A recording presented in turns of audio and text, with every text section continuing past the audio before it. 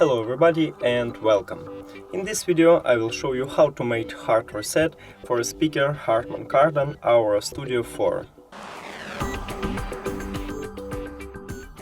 To make a hard reset, you should press Bluetooth button right here and volume up button right here at the same time for at least 5 seconds.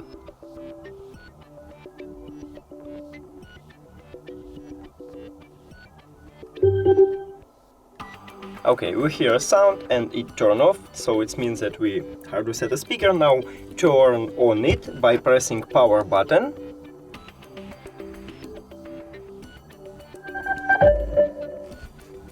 Then click on your device